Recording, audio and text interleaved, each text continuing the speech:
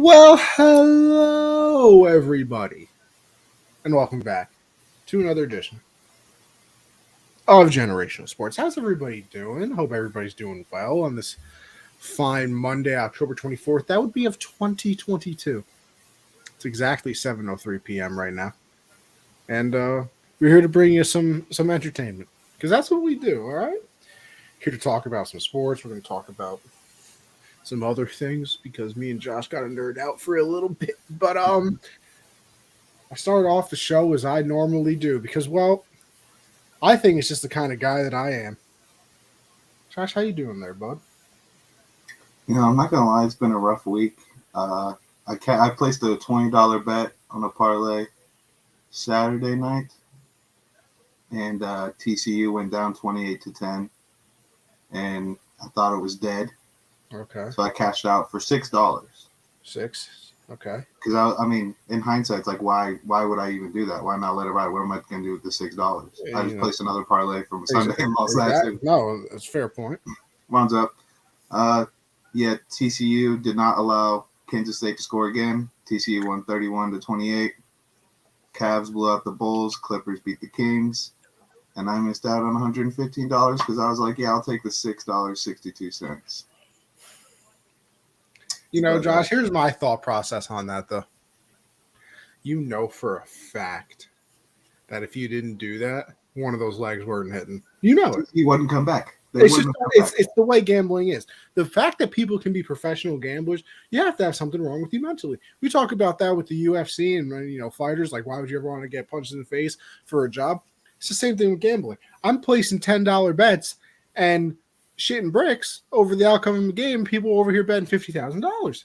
I know, on like plus 2,000 odds too. I'm like, how do you do that?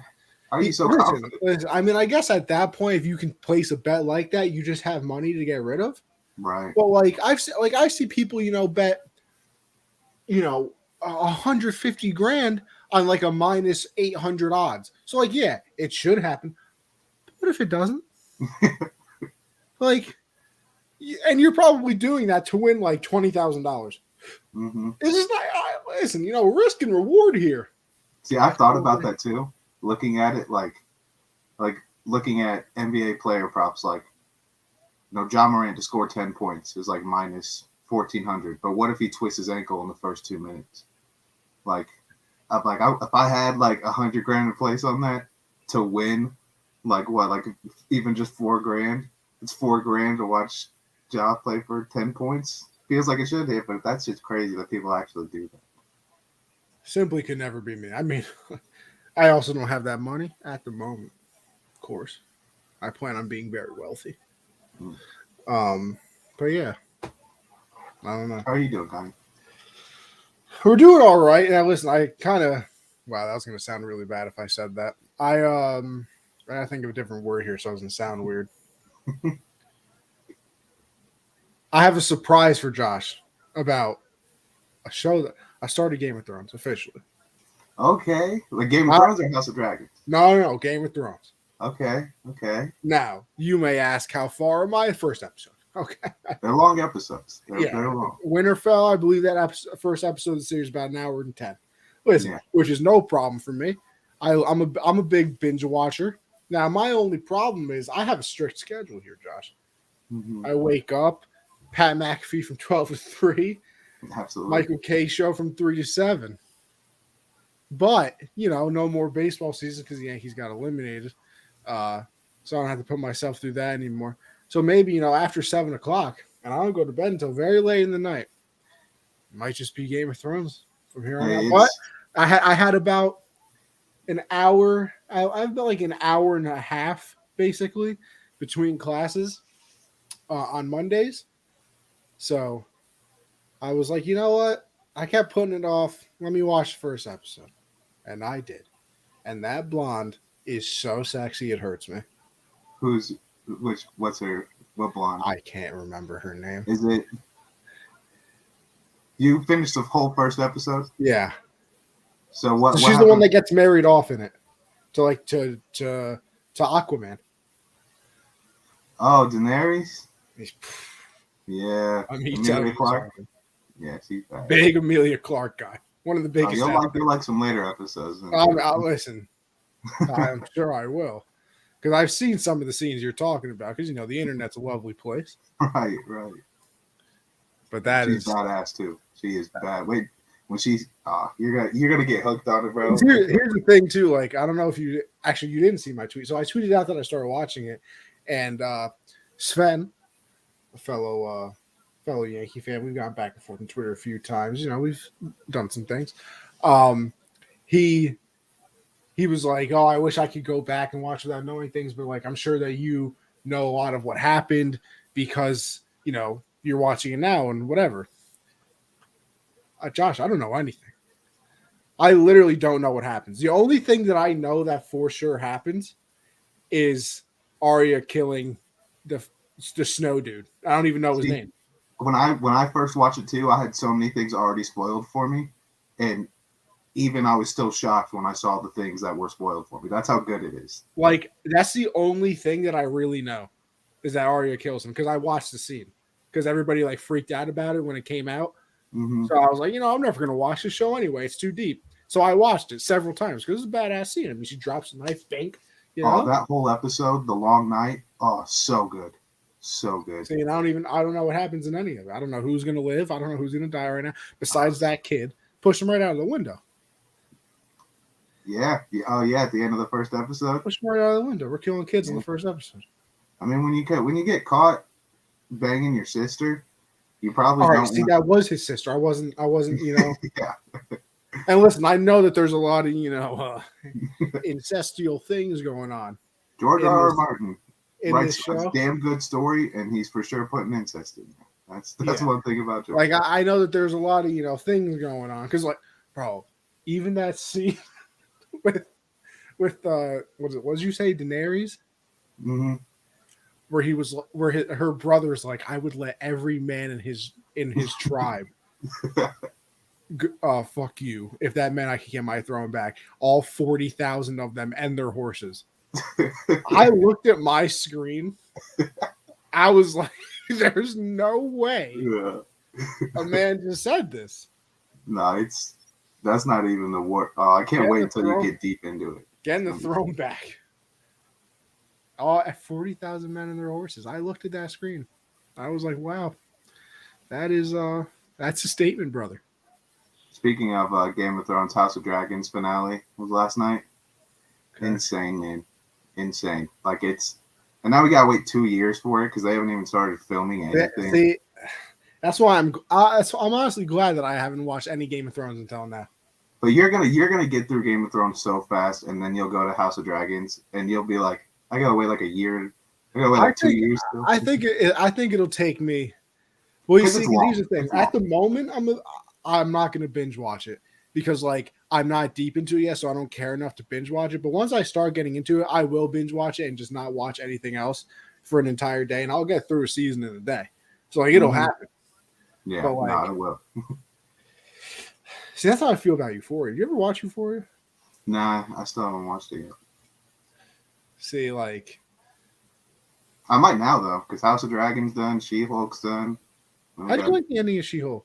We never even talked about She-Hulk on this. Yeah, we didn't, because we haven't done a break in a while. We just haven't really had too much. We're starting the show with the break, all right, people? We'll get to the sports stuff. There's a lot to talk about. A lot of NFL, a lot of UFC 280. I disagree with a little bit of a decision there. Mm-hmm. But listen, for what She-Hulk was, I'm not mad at it. I didn't hate it. Right. Yeah, it was a comedy. It was a comedy. Exactly. They poked fun at all the Twitter trolls and everybody that. And they did it. They weren't. That's the thing that impressed me, though. They were. It's not like they wrote an episode, waited for it to come out, and then wrote another episode and then shot the episode. Mm-hmm. They really predicted everything everybody was going to say, and it was spot on with it too. Spot on. All the where's Wong, all the Daredevil stuff too. And you know what annoys me too, though, Josh, is the fact that it's a lot of people not liking it, but then they literally followed one of the comic books. This is what happens in one of the comic books. She literally breaks out of the book and goes talk to whatever. So what? Now we follow the comic book nerds and they don't like it. If we don't do it, then it's a problem. They can't win. They just can't win. It's unbelievable. Yeah, I really liked the finale though. I thought it was cool. Not where I thought it was heading, because like with the Daredevil episode, didn't they take like, or was it 2 episodes? There was like a 2 episode kind of break. She goes to a wedding. She goes to that retreat with Abomination. Yeah. It's kind of like a 2 episode break from the actual story. Yeah. And then you get back into it. So I didn't think it was heading to, that type of ending, but I thoroughly enjoyed it. It was fun. I like that it was a comedy. It was a break from the multiverse. I was very happy about that. Yeah, like I don't got to worry about 18 different people being the same person. Right. You know what I mean? But now, Quantumania, you got to worry about a lot of things with that. Woo! Looks so good. Looks so good. Josh smoking that TB12 pack. Right. Listen, we're gonna get into the franchise. A lot of we're gonna get into a lot of things. The NFL doesn't make any sense this year. It's the NFC East is the best division, and looking at power rankings, like when ESPN will put them out, I'm like, if someone posted that before the season, it's like that's hilarious. Like, is that like fans rankings? It would be ridiculous. Both New York teams in the top 8. What? And deservedly so. Yeah, like you can't. They're not wrong. Like it's not even like it's a hot take. Oh, I'm trying to write a story here. Like yeah, it's legit. Listen, let's get all right. We'll move past everything. Quantumania looks fantastic. Black Panther's out in like less than a month now. Oh yeah. Listen, Call of Duty comes out this Friday. Actually, on that, you remember how I said I was making a grown-up move and selling my Xbox? Uh-huh. I actually wound up buying a new controller and getting the Game Pass, so I'm back to gaming a bit. Oh, yeah. I had to flip the script. I'm going to have to play some Warzone. I suck at Warzone, man. I suck. Okay. It's all about the experience with the boys. There's just too many sweaty guys out there. There are a lot of sweats. I don't play it enough. There's a lot of sweats. It is tough. All right. Well, let's move on. And I kind of, hinted that a little bit. We'll go to UFC 280. And do you just skip to the big 3, Josh? You go through everything. What do you want? I mean, Dariush looked great. Yeah, Dariush looked amazing. Bilal Muhammad with the hands looked really good. I was surprised that fight was as entertaining as it was, because I woke up at like 12 something, and I'm like, I wonder how far into the card we are. Last fight of the prelims at like 12. Oh yeah, no, I was right there with you. Okay, woke up at the perfect time, but yeah, I mean that fight was good. Got pieced up. Yeah, that Caitlin Chikagan fight, I don't know, wasn't that good. She lost, actually wound up losing, so that was pretty crazy. But we were wondering why she was an underdog. Yeah, but then Vegas we only got ready to talk about the 3 fights. Only 3 fights that matter. Well, now let's start with Petr Yan. Actually, no. Let me do this. Can I get the most boring one out of the way? With Aljamain, TJ Dillashaw? It didn't really happen. Exactly. Like, listen. This man said that his shoulder popped out about 20 or 30 times during training camp. So he was never going to be 100%. He told the referee backstage, like, yo, listen. The shoulder's going to come out. Let me just put it back in. Don't call the fight. Well, he makes it through the first round, even though Aljamain had a lot of ground control. Obviously, he was hitting him. He was trying to go for submissions, and he was all over him. But he somehow managed to not get submitted with one arm, which is very impressive, by the way. Not taking anything away. I mean, Aljamain's very good, and he doesn't get submitted with one arm. Literally one arm, because he couldn't use the other one. You could see, I mean, he's literally just not doing nothing. But he, second round gets the what was it, a choke? No, it was a TKO. TKO. Yeah, you're right. And a little TKO on TJ. I mean, listen, there just wasn't too much happening because he couldn't really do anything. Which is crazy. Like, I was watching the post-fight press conference with Dana. I always watch that to see what he says, because he's always talking shit to somebody. And he was like, one of the reporters asked if he knew about TJ's shoulder. He's like, no, I had no clue. I don't know how we got it past the athletic commission and everybody. Like, how does it pop out 20 to 30 times during a fight camp and nobody knows about it? Just nobody. Like, that's just crazy.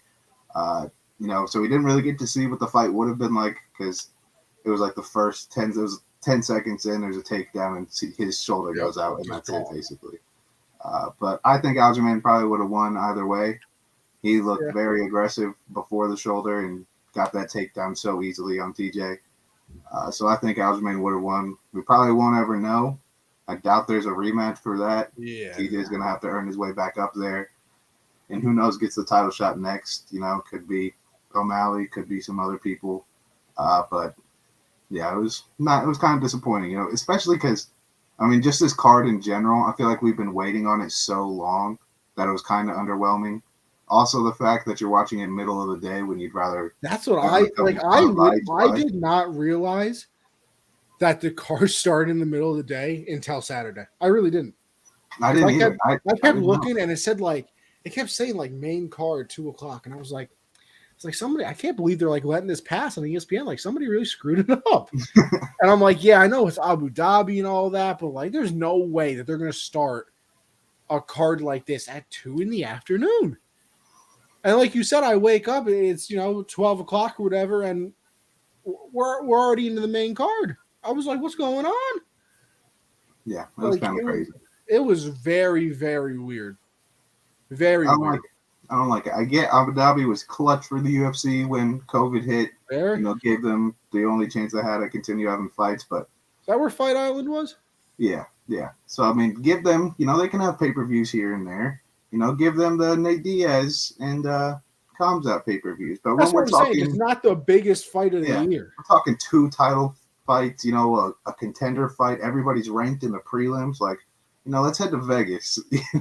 Let's say somewhere where we can do that. Christian, if you think I'm waking up before noon on a Saturday, or a Sunday for that matter, or honestly, any day of the weekend that I don't have class on. I don't bet on college football because I'm already losing enough money on the NFL as it is, so it's just not worth it. So I don't get up early for the games on Saturdays, which is only an hour earlier than I normally wake up on Saturday. I just listen. I go to sleep very late. I need my 8 hours. Listen, I'm telling you, I'm going to sleep 4 in the morning. I was like that too, and my schedule didn't really change or anything. I've just been going to sleep at better times, like midnight. I need to. I really do. It's tough to fix a sleep schedule, though. It's very tough. And you don't smoke weed, so you don't have anything to help that. This is true. See, and then here's the thing, even if I fix the sleep schedule, then all of a sudden, if I want to do something at night, one time, it's broken again, and I can't just go back to it. Say I fix it, I start going to bed at 11. Then the boys want to go out on a Thursday night, stay out until 2 a.m. Well, guess what? Right back to where I was. Or I got to stay up, in a few weeks and watch a UFC 281 card. Guess what? I got to stay up. It's just, or I always do my assignments last minute, burning the midnight oil, as some people say. So, listen, very hard to fix the sleep schedule. Very difficult. Very tough. All right. Jan and O'Malley. The controversy of the card. They give it to O'Malley by a split decision. Now, listen, all I'm saying is I'm not the only one that thinks it was a bad decision. You saw Khabib's reaction backstage. Now, listen, him and Jan are obviously, very tight, so you would expect that to be his reaction. I saw a tweet from somebody. I am not sure who it was. I know he's a UFC fighter, and he was like, I watched it again, have no idea how O'Malley won. People in the locker room are saying they don't know how he won. And then there was somebody else, I don't know who it was, said, I hope our sport doesn't become boxing. Because, everybody thinks that boxing's rigged all the time. I had Jan. Listen, and I'm going to be very, we're going to contradict myself here, at least. Because I always say, listen, ground control, I don't understand why that means so much, whatever. 6 takedowns, though. 6 takedowns. He had 6 minutes of control time. And everybody keeps saying, the third round, you got to give it to O'Malley, had him rocked or whatever. Jan rocked him too. He did counter. He countered it and then got the takedown at the end. And usually in a close round, obviously, like if it's a close round, we're dead even. And then the last, minute or whatever, I take you down. Well, guess what? That's technically I did more. I took you down. So I had Jan, and when I listen, I can understand the split decision thing. And I was like, yeah, okay, whatever. And then that last one was red. And I was like, there's no way, right? Like, no way. Now, I will say this. I said before the fight that, like, I didn't say O'Malley was going to get destroyed. I just didn't think he was going to win. He's at least proven, and listen, don't get me wrong. I still do not think O'Malley won this fight. I really don't. But he has proven at least that he can be there with those type of people because he fought a very good fight. Jan is a former champion. Obviously he was ranked number 1 in the weight class. So he can stay with them. Like O'Malley can have those fights. So with that, it's like, okay, you can do that now. I still just don't think he won. I think I don't know. Obviously, like I picked O'Malley. I even placed a bet on him. And so I was hoping, because even for me, like, yeah, the ground control is there, and we've kind of gotten used to the fact that these judges fall in love with ground control, takedowns. Even if they're not doing shit on the ground, they're just laying exactly. There. They fall in love with it. They love the numbers that, he had control of this fight for that long, even though he didn't do shit. It wasn't a fight. It was a grabbing match. And we've kind of gotten used to that deciding fights. So when you see 6 takedowns, 6 minutes of ground control in a 3-round fight, it's not a championship fight. It was only 3 rounds and he had 6 takedowns. You think he'd have the win, especially because he had his moments when they were striking. I think it's not as close on the stand-up, though.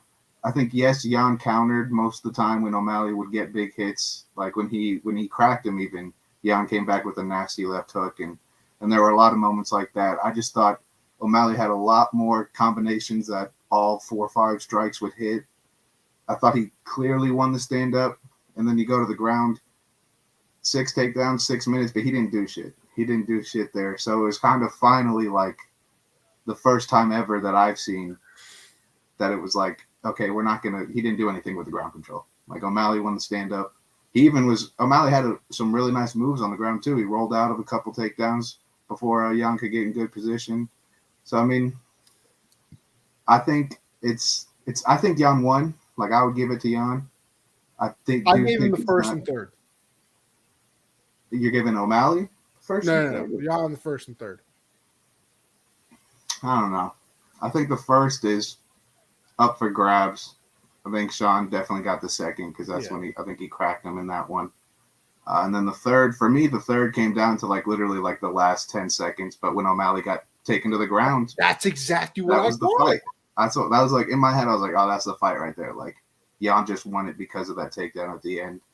But the judges saw it differently. A lot of people are like, oh, Dana's doing this because O'Malley's got a big name and he's got a fan base and everything. It's like, all right, guys, Dana's not a judge. That's illegal for him to have any say in any fights or outcomes. I think that's why everybody's saying, I hope we don't become boxing because everybody thinks it's rigged and, all that and all that. Listen, yeah, but to let this one fight that's what I'm saying. Rigged is a strong word. Yeah. There have been some bad decisions. Like that's just the nature of it. There have been many times where it's like, really, that person won? I can't think of one at the top of my head, but there have definitely been some moments in the past where some decisions have been questionable. This one is just like that because it's 2 big names, and it's a guy who's trying to get up there, and now he is. Like you said, the biggest thing for O'Malley in this fight, like he didn't fight a perfect fight, but he proved he belongs with the top of the division. Like that's a guy that's beaten everyone. Yeah. Like he that first fight against Aljamain before the illegal knee, Jan was clearly going to win that fight, destroying him. And so he proves he belongs up there, and that's the best thing for O'Malley. We'll see if he even looked shocked that he won too, though. Like did you hear him after the fight? Yeah, like they asked him, like, "Oh, did you think you did enough, to win the fight?" He was like, He's like, I don't know. I gotta go back and watch it. Like I have never heard somebody who just won being like, oh, I got to go back and really watch the fight to see if I won. Like, even if you don't think you won, you think your first response would be like, hell yeah, I did enough to win the fight. Right. Yeah. And he was like, I got to go back and watch it. What? Yeah. So it's crazy, but I'm glad he won. I think it was. I'd like to see him run it back though. I don't think that'd be a problem. Them running it back. It was a close fight. It was an very good fight. Yeah. So I don't think that, especially if it's for who's going to fight Aljamain next. This dude, you don't Jan think they just O'Malley. give it to Sean? You think they make Sean fight again? I saw somebody say that he should fight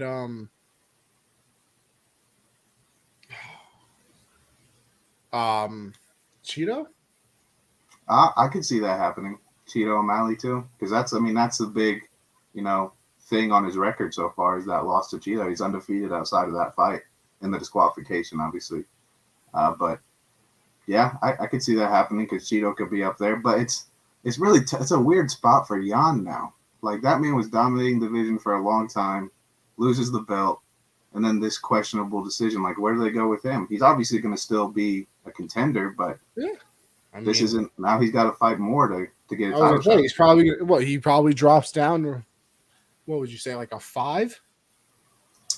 So it'll be Aljamain. I don't know who's going to be that. It's going to be interesting to see the rankings in that division now, because how high does O'Malley jump? Like, he did beat number 1. What was he, like 14 before? He was 11. 11. So what? He's got to be in the top 5. You just beat the number 1. Yeah, so he's got to be up there. Cheeto's going to be up there. TJ, who knows what his ranking is going to be after that fight? Because what can you even say about it? So it's going to be interesting to see what happens with the fights upcoming in that division. But we already know what's happening in the main events division next. We already know. Islam is that guy.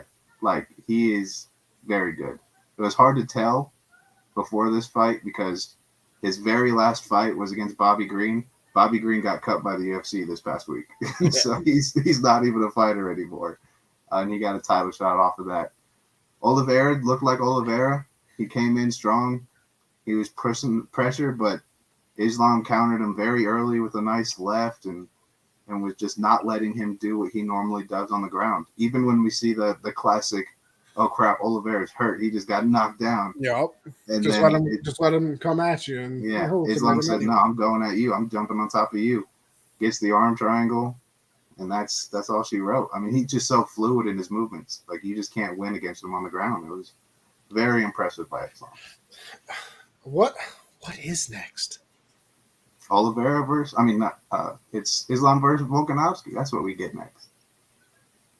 I love Volk. Number 1 pound for pound in the UFC. He came in the ring. I think he gets fucked up though. By Islam? Yeah. It's because he's going. That would be him going up a weight class, right? I'm not stupid. Yeah, I believe so. And he's already he's not even the biggest dude in his own weight class. He's just a beast. Mm-hmm. So imagine now you're going up and you're a little dude. And I don't know his background, so I don't know how good he is on the ground. Well, one of the best grapplers the UFC's ever had, Brian Ortega, had him in that guillotine, had him in the triangle choke, dead to rights, like the tightest choke you'll see, and Volkanovski survives and got out of both of them. He's very, very good on the ground too. I mean, he's number 1 pound for pound, and that's not just because of his stand-up. It's because of his is anybody really better than Charles on the ground? And we just saw what he did to him. I know. It's I don't know. I'm going to be very interested to see the odds when that fight gets announced and it's on sportsbooks, because I think Islam's going to be the favorite. I mean, he has to be. He was a favorite against Charles. Yeah, but Volkanovski is very different. Very different. Oliveira has been very impressive. Beat the best of the best in his division too. But Volkanovski, outside of those couple chokes with Ortega, embarrasses people in his division. Yeah, it's not even a debate. He's just been cooking everybody. Like Valentina. Been close. I need to see when's Valentina fighting again? Huh? When's Valentina fighting again? The girl that just beat Chikagan, she said herself she doesn't even want the title shot next. She thinks she still needs to be the top 5 person. He's beat the number 1. What do you mean you gotta fight a top 5 person? That's how you know the champ's different. Yeah, we'll see. Weren't they trying to set up a Nunes Valentina again, or something like that? I thought I saw something about that, but that'd be cool. I just like that. Just a fun. That's just like seeing the best versus like the Gaethjes or Chandler and all that. So. Still the best fight I've ever seen. I think 281 is Chandler versus Poirier. Yes, it is. Chandler Poirier. They got Islam versus not Islam. Adesanya versus Pereira. And then the women's Zhang Wei Li versus what's her name? I don't remember. The one that beat Rose though. Yeah. And the worst fight of all time. Yeah. That's gonna be a good fight. I cannot believe how bad that fight was. There's a Thug Rose documentary coming out soon. I saw that. Yeah, that's gonna be dope. I'm excited. I love Thug Rose. Do you think that she really lost that fight? I mean, like nothing happened in it, and what happened to like a champion's advantage? Takedowns won it, I guess. Like nothing. That was such an awful fight. I literally cannot believe how bad that Rose fight was. It was even crazier when at the end, in the press conference, Rose was like, yeah, I did what I should. I stuck to the game plan. Like, whose game plan was that? Fire them. Like, her man. Yeah. I remember in the corner, you're doing exactly what you're supposed to be doing. Yeah. You're winning this fight right now. Everybody's sitting there like, who? Who's winning? Who's doing exactly what they're supposed to be doing? I haven't seen anybody do anything. Yeah, it's going to be crazy. I don't know how long we have until 281. But it's like November 11th. It's only like 3 weeks. Really good. I don't want to wait another 3 months. Right? Because, I'm pretty sure I looked it up. You might be getting Black Panther release date because that comes out the 11th. I think it's the 12th. Okay. Because I remember looking at it and I was like, damn, we only got to wait 3 weeks for the next. I'm looking more excited for that card than this one because this is going to be Adesanya's first test in a while. He can't do what he normally does because the other guy will kill him. Yeah, the little, Mm-hmm. I wonder what his intro is going to be. He already did the Undertaker. Maybe he goes with Kane. That'd be bad. Little Brothers of Destruction. Yeah. I want to see that Poirier fight. Yeah, Chandler and him are going to put on a show. They always do. Chandler. I just want to see Chandler fight every weekend. Just let him do it. I like who you like more. Like, not who you think is going to win. Who do you like more? I don't know why Poirier annoys me a little bit, and I don't know why. Because you're a big Conor guy, though. So I am huge, but like, I don't know. There's just something about him that annoys me. I like Chandler more. I mean, he's only had like 4 fights in the UFC so far. Every single one of them have been amazing. This man is built like a tank. Yeah, he's solid. He's big. The fact that people can get hit with punches by people like that and not die is just. Pat McAfee show too. Yeah, I like Chandler more. Just unbelievable. You know that they had Ninja on Pat McAfee? Yeah, that was actually way better interview than I thought it would be. I liked it. I was a big Ninja guy back in the day. Sometimes they'll bring guys on, and it's like there's just no rhythm. It's just ugly. They don't know how to handle Pat's antics and stuff on the show. It's weird, though. I feel like that doesn't happen a lot. Like, I can't remember the last interview I watched for Pat, and I'm like, oh, this is just get him off the screen. There was one not too long ago. Who was it? I can't remember, but they had to cut it short because it was just so dead. Like they just were like, all right, see ya. Oh, it was bad. Yeah, that was. I think you know what. They didn't think it was that bad. They liked it. I wasn't the biggest fan of the Burrow one that they did. I felt like Burrow was a little awkward in his. Yeah.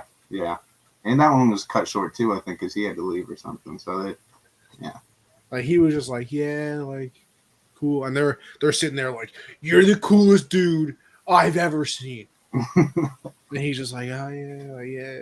I was like, I know. Do you think he gets tired of that? Like he's been Joe Shiesty since I don't know how he gets tired of that though. But isn't it sometimes like people are like, dude, you're so cool, like yeah, but maybe it's because I just would love my ego inflated. Right. But I'd be like, appreciate I'm sure it gets tiring though. He's just like, yeah, I'm Shiesty. Yeah. Like cool. Yo, Joe, give me some swag then, brother. Throw a little swag at the kid. All right. let's move on, huh? Because we got a Monday Night Football game to preview. It's about 30 minutes away right now. We got my Pats taking on the Chicago Bears with Bill Belichick. In case you haven't heard, Josh, I mean, everybody's only said it the entire week.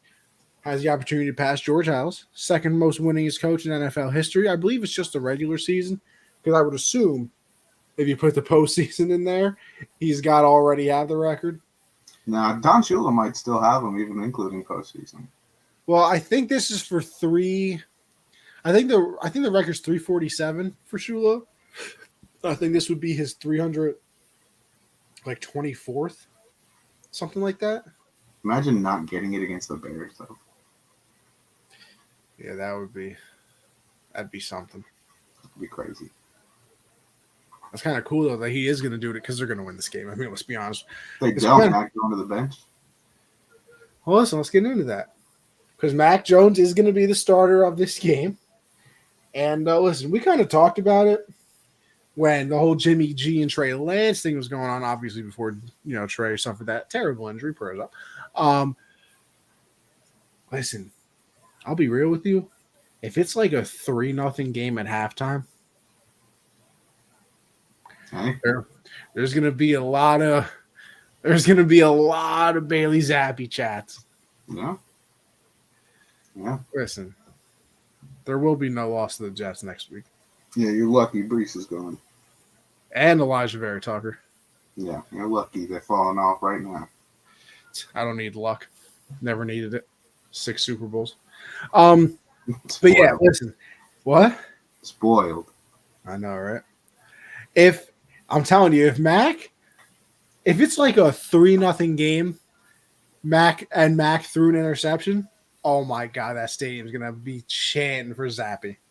I think it's gonna be even earlier than that. Like, I don't think he's got a short leash because Bailey has looked good.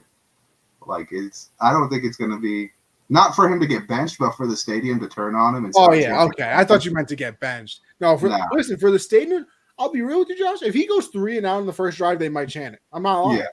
Yeah. Which sucks for him because, like I said, he brought us to the playoffs last year.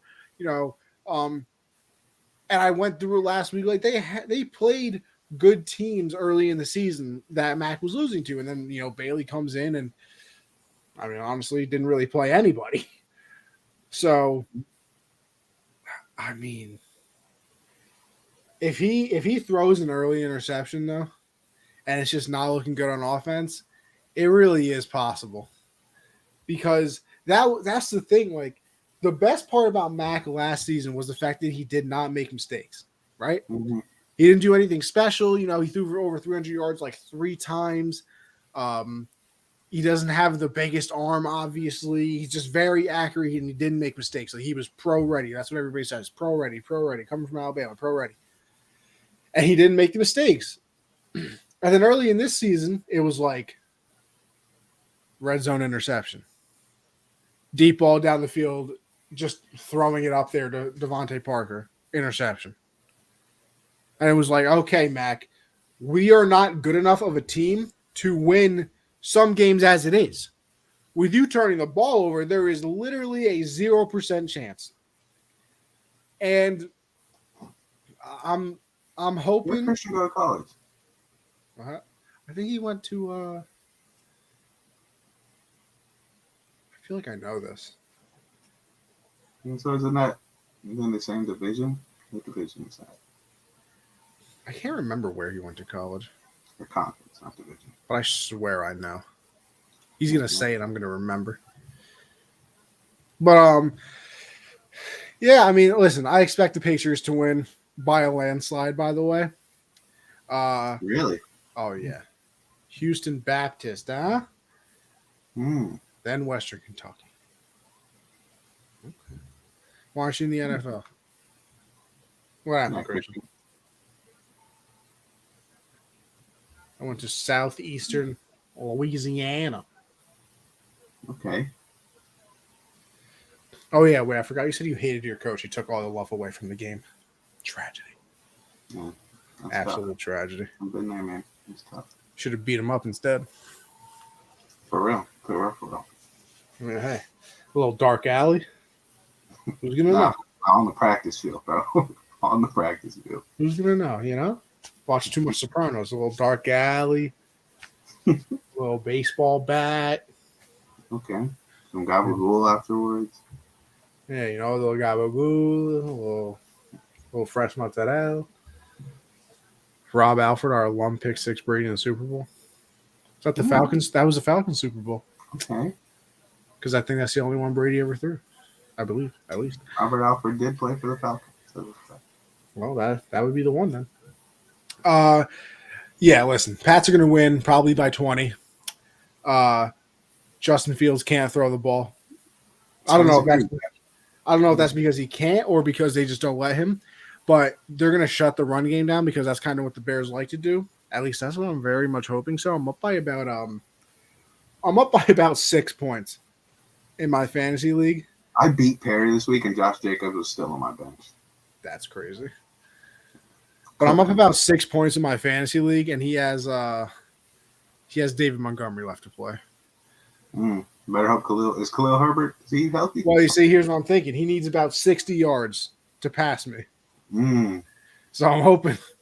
He breaks one, you're going to be sweating. 0.1 per yard. He breaks a 30-yarder, you're going to be sweating. Listen, I know I'm going to lose. Only my second loss of the season. Nothing to be worried about. I'm 5-1 right now. Okay. And, you know, how was I supposed to know that Amon-Ra St. Brown wasn't even going to get a concussion, but he was a little wobbly when he stood up, so they had to take him out of the game. Shout out to Tua.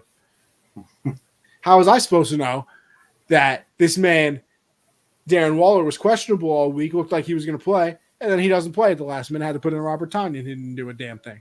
He screwed me out of the same game. Well, he didn't screw me. How was I supposed to know the Bucks defense was going to give up 21 to your boys and get me no points? And how so that Ryan Suckup was only going to give me 1 field goal, only 3 points? See, I got screwed. Yeah. Go Pats tonight, though. How you feel? Huh?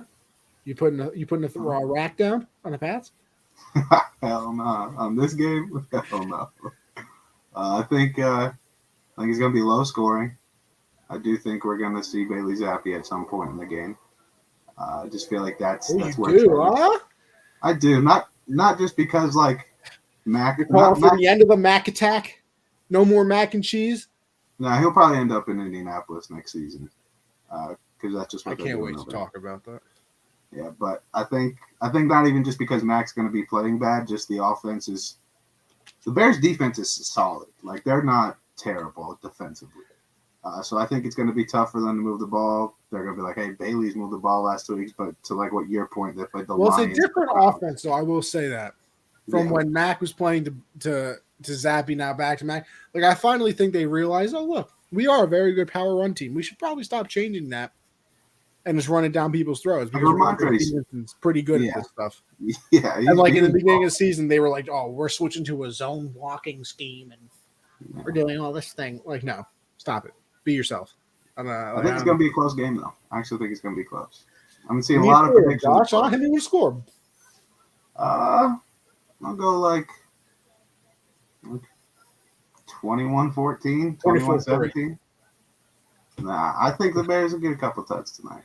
24-3. I think Justin Fields. Listen, go on DraftKings, FanDuel. Go to the exact bet. You want to bet exact score? 24-3. Hey, if you need a link on FanDuel, I got a link for you. Book is $75. So anybody looking to do that? Hey, listen, I got a link too. You know. I said it first, dip. Nah. May the best man win. Respect the dips. We're not talking about. We're talking about cash. So yeah, respect the dibs. You only respect the dibs on dates. On money as well. I would throw money in the same category. We'll have to find that. Well, listen, we'll find out who wins tonight. Obviously, that game will be starting in about 25 minutes. But let's go back to Week 7. What happened this Sunday? But technically, we got to start on Thursday. And not because I want to talk about the Cardinals-Saints game, because the Cardinals finally put up some points, got some help on their defense. I believe they had 2 pick sixes. On back-to-back possessions, I also believe. DeAndre Hopkins is back, and he is fully a weapon once again. Couldn't get a touchdown, though. Ended the super boost. 9 catches, 99 yards. Oh, no, he had 10 catches over 100 yards. We're throwing the fades to Rondale Moore when D-Hop is on the field. Get out of my face with that, Cliff Kingsbury. Calm the fuck down and just throw it to D-Hop. Well passionate from Josh there. You like to see those things every once in a while. There's nothing. I feel like I'm usually the one that's yelling and getting mad. I like to see that from Josh. It's just annoying, man. You know, we get because Pat does a super boost and they put the numbers out there, how many people are on. You see how much money you could take from FanDuel. Did you see the DraftKings one a while ago with Herbert? Yeah, I don't know how they do it. That is the most incredible thing I've ever seen. He had thrown a touchdown in 36 of his 37 career games. They boosted to even odds. And this man doesn't throw a touchdown pass. Never. They see the future. They know the future. It's incredible. I've never it's unbelievable. They forced me to take that $6.62, and then they're like, TCU, turn it up. Absolutely. That's just how it is. That's just how it is. But let's start with the big breaking news on Thursday, Josh. Obviously, CMC's gone. CMC is out of here. I believe they got a second, a third, a fourth, and a fifth for him. Yeah. You know what that brings us back to? Oh, yeah. By the way, I didn't say he went to the 49ers. Stupid me. Sorry. It gives us 14 picks over the next 2 years. So okay, we're just back at even. we're just back where we could have been if we didn't go get Sam Darnold, CJ Henderson, and Stephon Gilmore for 6 games. So, yeah. I mean, I'm complaining about it more. I don't like it more because I just didn't want to trade CMC. I would just rather him stay. But I don't blame you. Why would you want to trade a talent like that, an explosive player like that, a fun-to-watch player like that? Yeah, I mean, especially if you're not getting, people are calling it a robbery. Like we stole it from the Niners. Our last second, third, fourth round picks were Terrence Marshall, Chuba Hubbard, and Tommy Tremble. They looked good Sunday. They looked good in that game. Yeah, they looked good Sunday, but would you rather have those 3 guys or Christian McCaffrey? You tell me. Well, listen, you know me. I'm a Christian McCaffrey stan. So exactly. So, and I am as well. That's why and I'm a Panthers fan. So it makes hold up, Josh. We got some breaking news, brother. Ooh. The Jets are making a big trade, acquiring James Robinson from the Jacksonville Jaguars. Wow. They got title hopes this year. They're trading a 6th round pick. That's it. That could become a 5th with playing time. That's insane. See, that's a fleece. That's incredible. Nice pickup for the Jets. They obviously know the momentum they have this season. ETN owners are through the roof right now. But James Robinson's going to get his touches there with Brees out. So that's a nice pickup. I like that trade. I like that. Wow. Very interesting. Breaking news on this program, huh? Yeah. Okay. That's a 6th. I don't know how you only get a 6. James Robinson was one of the best running backs in the league the first 3 weeks of the season. Mm-hmm. And then they just went to ETN. It's not like he fell off. They just started going ETN more. But I think I can hear myself. You can hear yourself? Yeah. How is that even possible? You're at the same volume you've been at the entire time. I just can't tell if it's my speaker. I'll turn you down a little bit. It's okay. Is it it might be me. But CMC, it was fun. Very upset that he's gone. I don't know. It's a return, I guess. We'll see how we draft. We haven't drafted very well in the past couple of years, except for our top 10 picks, and it's when it's a franchise. You Brian Burns too, or no?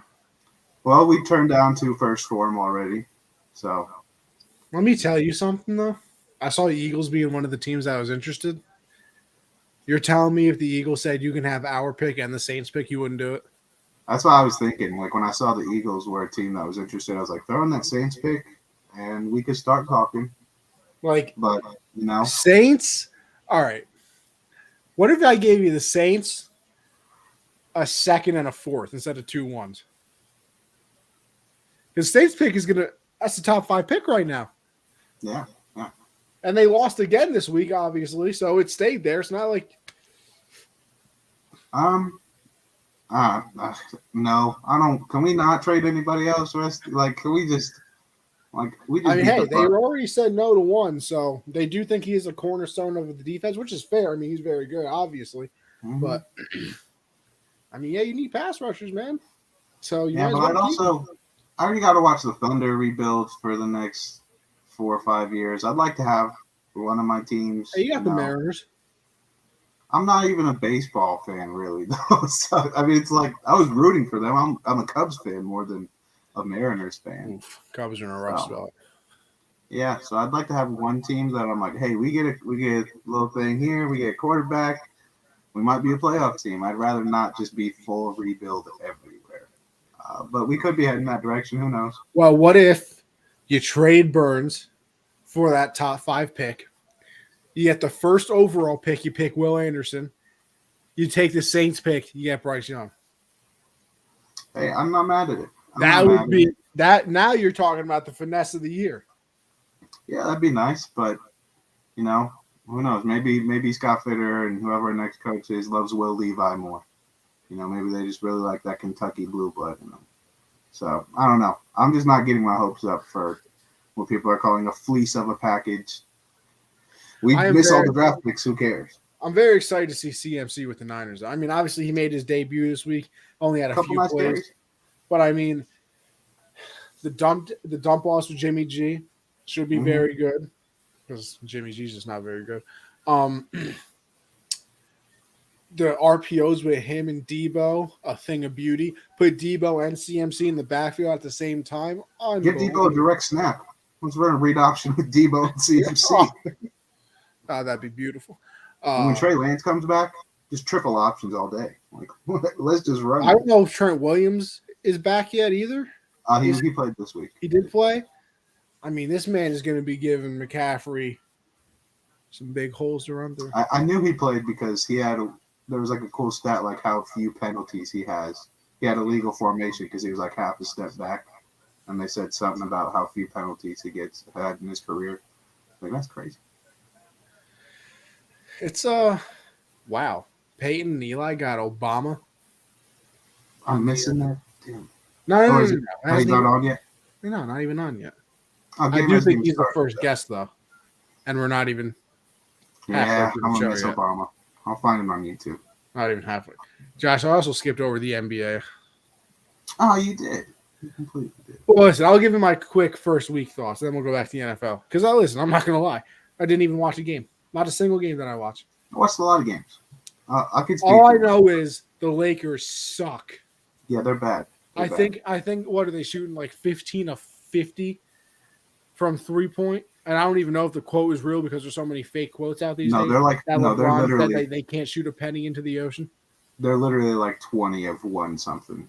No, but I saw a quote that from LeBron that said we can't shoot a penny into the ocean, and I really hope that's true because if it is, that's funny as hell. I can't even lie. Like that's a. He did talk about the shooting a little bit. He was like, "We don't have guys shooting lasers out there. That's not the game we can play." Rob Pelinka got to get fired. How do you put together a roster like that? It's just crazy. Like it's embarrassing. I remember in the bubble, people were like, "Get Danny Green and Kuzma off my team." They would kill to have guys like Danny Green and Kuzma right now. KCP, are you kidding me? That changes their whole season. But we'll see. I mean, I'm hearing packages of whoever and whatever. Buddy Hield's still out there. Gordon Hayward they want now too. So don't you think they'd be in even better shape though? I mean, I guess you can't really say better shape because they wouldn't have AD then. But like if Ingram was still on the team and Randall. Mm-hmm. I mean, who knows? They went for the stars. They got their chips, so you can't really complain. Right. I mean, that's one thing that annoys me. They're like, well, look how good these guys are doing now. It's like they got a ring. Like the trade worked. AD got them a ring. So that gets annoying. But for this first week, some of the rookies I've been really impressed with. Paolo, I think his debut, he had like 25, 8, and 6, almost won them the game. He's been looking really nice. Benedict Mathurin for the Pacers. One game I don't know why. Benedict Cumberbatch? Huh? Benedict Cumberbatch? Doctor Strange? No. No, Benedict Mathurin. He's been to be so far. His finishing at the rim is insane. Jabari Smith for the Rockets looked really, really nice too. He's finding the spots. Jabari Parker's back. Jabari Parker? Yeah, he's back. No, Jabari Smith Jr. out of Auburn. That's the 3rd overall pick. Oh, okay. Then some team news. We thought the Jazz would lose every game this year. They are 3-0. They have not lost a game. They've been beating teams. I also heard the Cavs are a menace. Cavs are very impressive so far. Very, very impressive.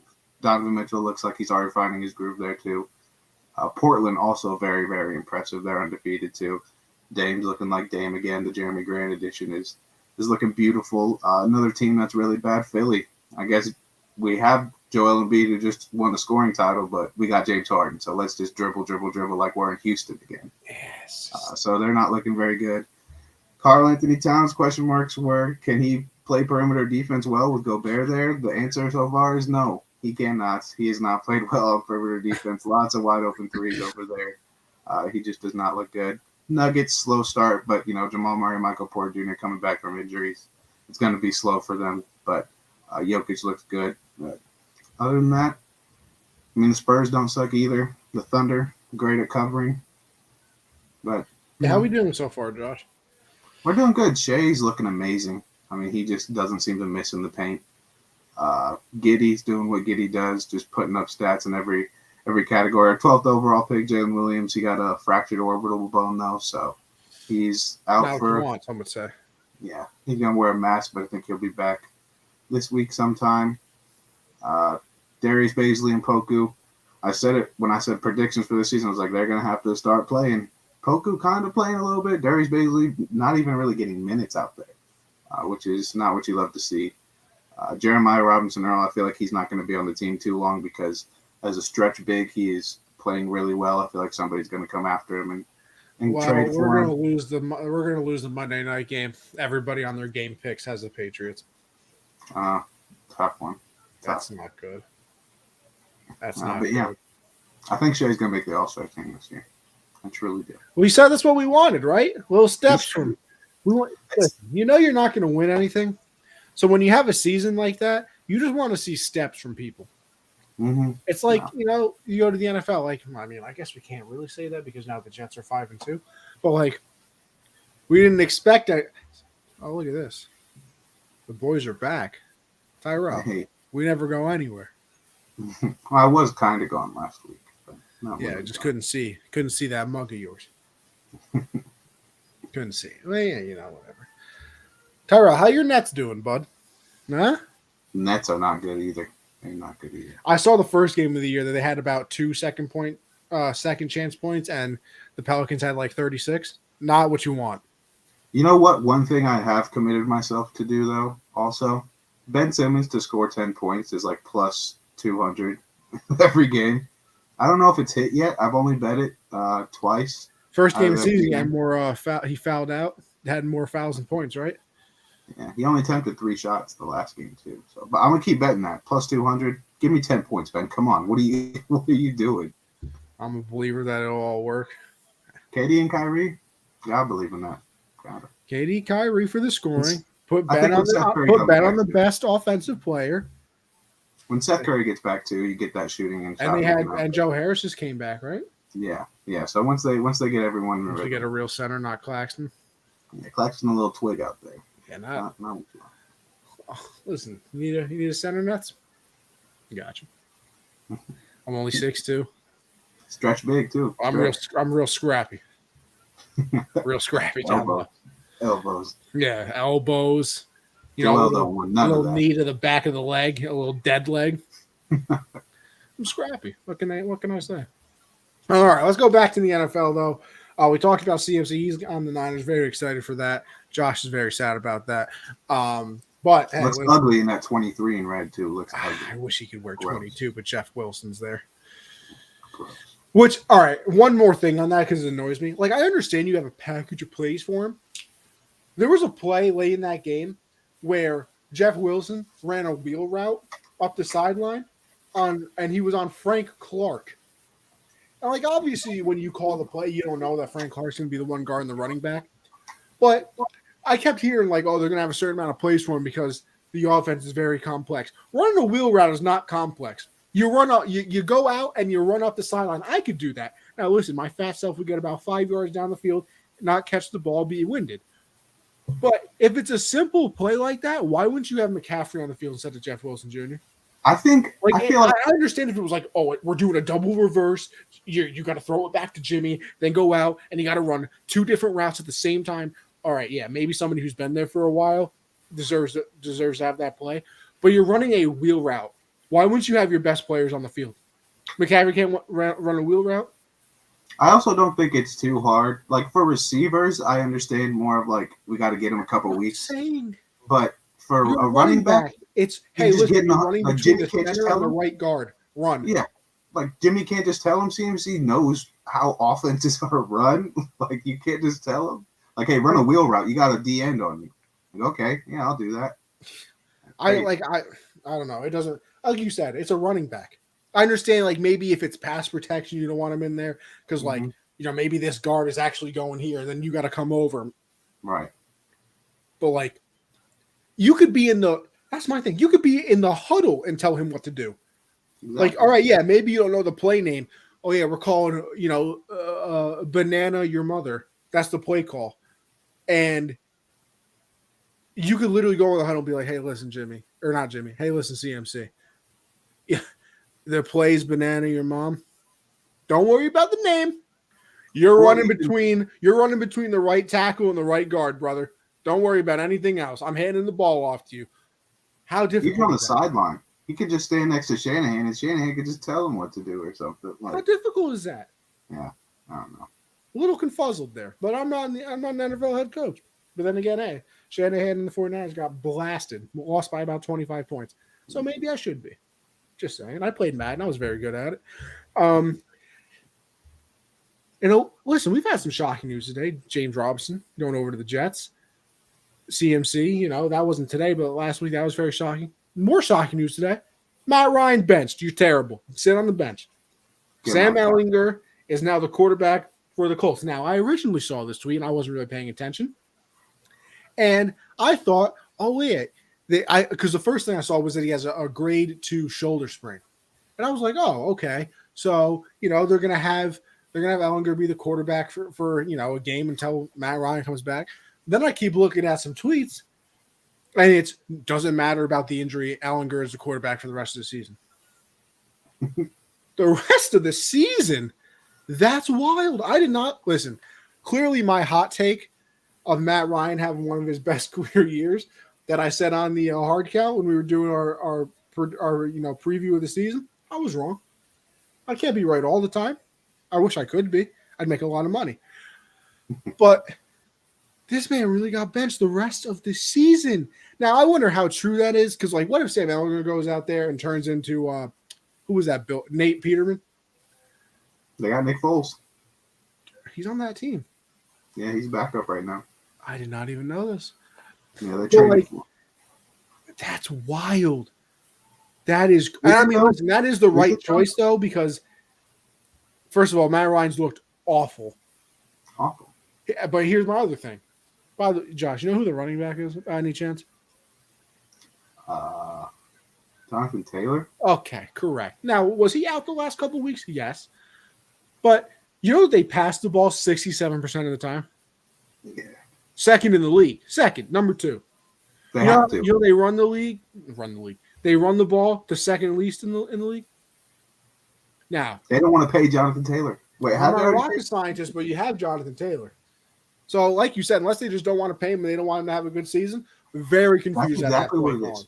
I don't understand how that's possible. Because Matt Ryan's making $40 million. Got to get your money's worth. Jonathan Taylor, I think, is still on his rookie contract. He's getting cut at the end of the year. Yeah, he's done for it. Matt Ryan's career is over. That's crazy. The Colts, Andrew Luck set them back decades, Oh, my God. Decades. It's tough. I think it's obviously the right decision. 8th different quarterback Frank Reich has had? Yeah, Jacoby was there. You had Luck. You had Jacoby Brissett. Phillip Rivers, Wentz, Ehlinger now. Jacob Eason started a game last year. Okay. Who else has started? How long has Frank been there? Long enough for when Luck was on the team. So it was Jacoby. Did Brian Hoyer, was he on the team? Probably. I think Brian Hoyer was there. That's possible. I Who saw else? a graphic of it. Who Let me else see if would I have can gotten the find start? it. Actually, Pat tweeted it out. Let me see if I can find it. It was like a list of all the quarterbacks that they've paid. And PJ Walker played there? Oh, here we go. Let's see. 28, or this is all the money. Since 2018, the Colts have dished out $145 million to 12 different quarterbacks. Andrew Luck, Jacoby Brissett, Brad Kaya in 2018. Oh, yeah. Miami. 2019 was Jacoby Brissett, Andrew Luck, Brian Hoyer, Chad Kelly. Tech. Phillip Rivers, Jacoby Brissett, Jacob Eason, Brian Hoyer. Carson Wentz, Sam Ellinger, Brett Hundley. Matt Ryan, Nick Foles, Sam Ellinger. I forgot Brett Hundley. Yeah. Yeah. That is unbelievable. Hey, you can't say they haven't been trying, though. I mean, No, they've been aggressive. I mean, listen, They've they been went getting out and the best got Rivers. They went out and got Wentz. They went out and got Matt Ryan. You know what's the craziest part is? Should never got rid of my boy Wentz-Annapolis. no, I think they definitely should have. Apparently not. Matt Ryan stinks. No, I think Frank Reich might stink. I think he might stink. Yeah, but you got to admit that Matt Ryan is terrible. I mean, he's also getting hit every play. Like, that offensive line is not doing him too much. It doesn't make a lot of sense. You got Quentin Nelson there. Brian Kelly, too. I mean, but they just been getting beat a lot. And then you bring up the weapons. I mean, Michael Pittman's good, yes, but Paris Campbell's right after him. Not exactly what you want. You got that giant, like 6'7" tight end, though. You know, Colin Cowherd says it all the time, too, when the Colts get brought up. He was like, Wentz had them sixth in scoring or something. No, Jonathan Taylor had them that high in scoring. Okay, Fair it enough. wasn't Wentz. And now they realize Jonathan Taylor is going to win a bag, so they're going away from him. More Naheem Hines, whoever 35 is getting carries when Jonathan Taylor should. Yeah, I don't know his name So, either. I mean, it's sure you could say Wentz didn't do as bad as as bad as Matt Ryan did, but that, I mean, we're talking very bad versus bad. Like, is it really like it's not like Wentz? Well, you would was out take here. bad over very bad. Yeah. I mean, he did lose to the Jags in a must-win game. So, I don't know. It's going to be very interesting. I'm excited to see Sam Ellinger, though. I was going to say, listen, I don't know anything about him because I didn't really watch college, and I know he hasn't really played in the NFL. Got any expectations for him? Yeah, I think he's going to move around a lot. He's a mobile guy, pretty accurate. His arm is decent. You know, he can get it pretty deep. I mean, Texas quarterbacks, you never really know. I mean, he was good at Texas. He was okay there. But we haven't really seen him play yet. I think he's only gotten thrown in like late game situations or something. You know, when someone gets injured or they're just down by so much, they just took out Wentz or something. But expectation-wise, I mean, going up against Washington, isn't that funny too? Washington and Carson's not playing either. Taylor Heineke, baby. And they beat the Packers. But, yeah, I mean, not super high expectations. Don't want to put too much pressure on him, but I think he's going to do all right up there. I'm excited. I mean, it's new blood. We know what Matt Ryan is. We know what Nick Foles is. Get somebody else in there. Mm-hmm. You know? Give him a shot. Exactly. Well, he could be the greatest quarterback we've ever seen. He could be P.J. Walker. Or he could be P.J. Walker. Or he could suck. You never know. Billy Zappi, P.J., Tom Brady, all the same players. Pretty much. Speaking of being the same thing, Aaron Rodgers. Ooh. Packers are struggling. They lost to the Commies. They lose to the Commanders in Washington in the poop stadium against Taylor Heineke. They're not good. They just have no. I mean, they're good when Aaron Jones has the ball, but you can't do that all game. I think when he touches the ball 15 or more times, they only have like 2 losses or something. Yeah, they only have like 2 losses, and when it's less than that, they're like under 500. Yeah. 2 touchdowns in the game. Of course, I benched him this week, by the way, because Dameon Pierce, nice matchup. You know, CMC, I was like, he's going to be on the 49ers. Probably should have benched CMC. Yeah. Because it was his first week. So that's probably going to cost me in that league. It's okay. I started DJ Dallas over Josh Jacobs. Sometimes we make mistakes. Josh Jacobs is the best running back in the league right now, by the way. And they turned down his player option. The last three games, he has like 600 yards and like 7 touchdowns.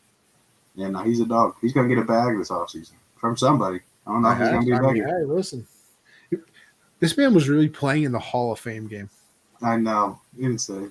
The Hall of Fame game. Nobody plays in the Hall of Fame game, and they had Josh Jacobs playing in that. That just proves how much they disrespected him. And he came out and he said, "You know, fine, I'm gonna get my money then somewhere else." You know, for the Packers, is it time? It's a time to panic. It was time to panic last week when you lost to the Jets at home. Now, listen, the Jets are 5-2 now. They just beat the Broncos. No Russell Wilson, of course. I mean, that might not even matter, though, because they stink. But it was time to panic then. They have – listen, their defense is supposed to, be this big unit, carrying whatever. This man, Jair Alexander, was getting cooked by Terry McLaurin. I mean, just absolutely baby-bodied. Yeah. And Terry was letting him know about it, too. Rodgers doesn't look the same. He has that thumb injury. He doesn't have anybody he trusts, it seems like, besides, Randall Cobb and Aaron Jones. I mean, I don't see it turning around. Here's the thing. And I don't are the Bucks even on here? All right, yeah. That's the next topic. So I'm going to combine these two just to get it. I was going to do that, but I still have more faith in the Bucks turning it around because, at least they're going to get Ryan Jensen back, which is going to make that O-line much better. Maybe Julio. Yeah, Julio. What'd you say? Gronk's going to sign soon. So. Yeah, Gronk is 100% going to come back. In December. He's looking at the record. He's like, maybe bump that up to 6-4, and I'll think about it. December, I'll come back, whatever. But when Ryan Jensen comes back, that helps the O-line, which means they'll be able to run the ball a little bit better, work off the play action. They still have Mike Evans and Chris Godwin. The defense is very good. So, I have more faith in them turning it around. Even though, they just lost to the Panthers, who are 1-5, and here's the other thing: they're probably going to win the division by fault because everybody else sucks. I mean, well, if they lose to Baltimore next week and we beat Atlanta, we got first place. Just saying. That's how bad that division is. We're 2-5, and we could take first place next week. Yeah, that's wild. That's crazy.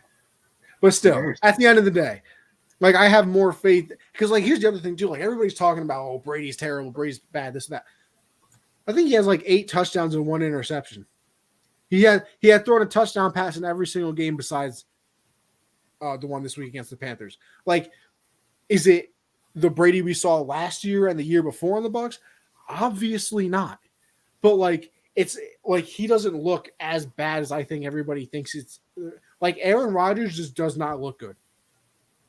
He's overthrowing. Since when does Aaron Rodgers overthrow or underthrow people? When does that happen? Yeah, I know what throw you're talking about too. Yeah. The one wide open down the sideline? Yeah. Where he had to dive for it. Yeah. Because listen, the thumb is obviously, screwing with him. But and then here's the other thing. Nobody knows when David Bakhtiari's ever gonna play. Who knows? Because it's okay, he's healthy throughout the week at practice. Okay, never mind, he's not healthy, but he's gonna start the game. He's gonna play the entire game this week. Next week, he's only in for a limited amount of series. And it's you realize that's the dude protecting the blind side of your Hall of Fame quarterback. Kind of an important position on the field, by the way. Unless they make a trade for, if DJ Moore was available. Listen, I keep hearing Chase Claypool. That would be cool and all. I don't think Claypool's that big of a game changer. And here's my thing anyway. What do we always say? That Rodgers has to trust you. So it's not like Claypool's going to come in and then week 1, bam, they're throwing him the ball 20 times because, they have a better wide receiver now. It's going to be okay, well, it's going to take, 3 or 4 weeks. I got to figure out if I can trust you. And if you drop a couple balls here and there, I'm not going to trust you. So it's there's a reason Randall Cobb is the leading receiver on the team because exactly what you're saying. He's got to trust you. And really it was, I think 80% of his targets last year were Devontae. So you take away 80% of the offense. You remember that playoff game? I guess the Niners. I think Aaron Jones and Devontae Adams were like 15 of his 25 completions. Yeah. Like you have to throw the ball to other people. Yeah, it's a very weird situation there. Who knows what they're going to do? No, I think the only player that I think could come in and he'd immediately be like, yeah, I'm going to get him the ball is Odell. I think that's the only guy where the skill just outweighs that trust. Like, you see that skill out there, you got to give him the ball.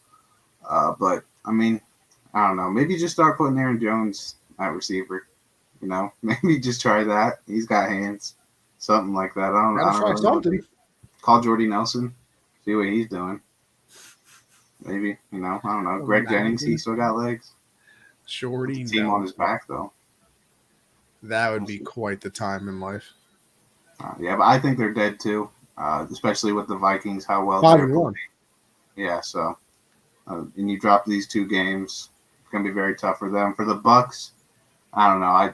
I don't think it's as easy of a fix as getting healthy. Tom Brady, yeah, the numbers look nice, but just watching him, he's not the same Tom. Oh yeah, he's definitely a little. I'll say this too. Like he's definitely a little bit more skittish than normal because I think he's gotten. Yeah, I think the O-line is not the same, so it's like, oh my god, I have to move up in the pocket more. I'm getting, And I think he's forcing it sometimes too. Like he's kind of getting panicked when seeing ghosts sometimes. I think he's having a little bit of trouble with that.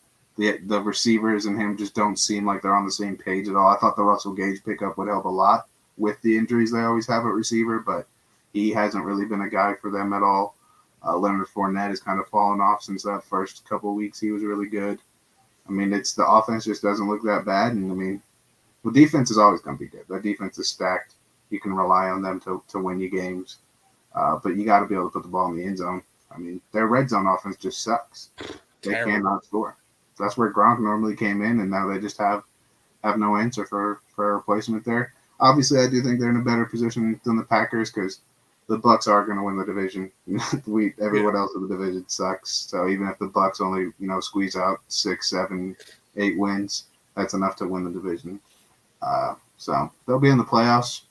Just we'll see when they get healthy if anything turns around. But I don't know. Brady just does not look like Brady this year. Listen, we've talked about it before. I think it's just finally that might actually be the changing of the guard. Like everybody always was very quick on it. It was like, oh, Mahomes is going to beat Brady in the Super Bowl. It's the changing of the guard. No, it's not. Maybe these younger teams are going to outlast Rodgers or whatever. No, Rodgers was usually always there. I think this is finally it. It's like, okay, Brady, Rodgers, you guys had your run. Now it's time for Mahomes and Allen to dominate the league for the next 15, 20 years. Like, you guys had your time. Old Yeller. Just saying. It could be. All right. Dak is back. That's a little win for the Cowboys. Now, he didn't really do anything. I think he had like 207 yards, a touchdown in that game. They kept the offense the same as it was with Cooper Rush. Yeah. Smart. That's what you should do. It works. Their defense is very good. Very good. Very, very good. Like Michael Parsons is a problem. Different. He's just like the perfect combination of athleticism and power. Like he gets off the ball so quick and then just bull rush through your left tackle. It's crazy. But yeah, I mean, like you said, I don't think the offense looks much different, but I think this is how the Cowboys should win games anyway. You should play off your defense, try and run the ball, the change of pace with Tony Pollard and Zeke, I really do think at this point Zeke should just be a goal line back. Like, I think you should just give it to Pollard. He doesn't look terrible. Just compared to his past couple of years. He looks better. I mean, he's just... And that could just be the helmet talking, though, because I really like that helmet. He's just so mid at this point. Like, so I haven't seen too much of this lately. Yeah, no. Not unless we're inside. I haven't seen him do it in a while. Does he still do it after he scores? I don't think so. I didn't see him do it this week. He scored 2 touchdowns this week. I know that. You got the tattoo of it. You got to be doing this. Did he really? He's got on top of his belly, feeding you or something like that. Bold strategy. Let's see what else. Jets. They beat the Broncos. They're 5-2. But just like that Thanos meme, what did it take? Everything. Because Brees Hall and Elijah Vera Tucker both out for the season. Elijah Vera Tucker, I believe, is a torn pec, I want to say. And for Brees Hall, it is an ACL. So that's obviously very tough for them. We said earlier in the show, we got that breaking news that James Robinson, I should say, is being traded to the Jets for a 6th-round pick, can become a 5th-round pick somehow, I believe. So that's kind of a replacement, but it's not because, I don't know if you were watching Brees Hall. You want to talk about having some jets? This man is fast as hell. Yeah, he's very good. Very good. Yeah. Still remember you wanted me to throw him in there in that Nick Chubb trade. All right. We call that negotiation. Full strategy. But negotiation. Maybe I didn't know if you knew his value. I drafted him 1st overall. Damn right I knew his value. Maybe you were just like, I'll just draft the best available person. That's usually what I do when I get into those rookie drafts sometimes. Once I get past the 1st round in the rookie draft, I'm like, bro, I don't know who any of these people are. I've never heard of any of them. Yeah, I think Clayton drafted most of my late round picks there. I was just like, who should I draft? A couple of them working out. So you just admitted to colluding. You get outside help. That's just like using Google. I just don't think it's the same thing. How is it not? You're just getting information. No. You gotta do the tape study. I was burning the midnight oil. No, you weren't. Watching Dameon Pierce tape. Yeah, for your 2nd overall pick, such a tough decision. Do I take the running back or the running back? Which rookie running back do you want? Maybe I wanted to pick a wide receiver. You don't know that. Hey, take your pick then. You want the one that's going to get a lot of passes? Are there any rookie wide receivers doing anything this year? Olave was really good when Jameis was healthy. Oh, yeah, you're right. He cooked us for like 12 catches, like 162. So, he might win it. He might win rookie of the year now with Brees out. So, damn, that sucks. You know what's funny? Michael Keisha, our boy Don, bet somebody like in the preseason that he would buy them season tickets if the Jets, because some dude called in and was like, the Jets are going to have the offensive and defensive rookie of the year, guarantee it. And of course, at that point, you're like, it's the Jets, bro. They don't do anything right. And Don was like, all right, shut up. Like, I would literally buy you season tickets if that happened. And if not, you owe me, I think it was like it's like Chinese food. Some type of chicken. General Tso chicken? I think it is. And he was like, you owe me that for life if they don't. And the guy was like, oh, agreed. And Don was literally going to buy him season tickets. Because like the first 5 weeks of the season, the guy would call in and he'd be like, oh, yeah, Don, like those seasons. And he was like, listen, I told you I would get you into every single game if it does happen. It's looking good so far. Poor guy.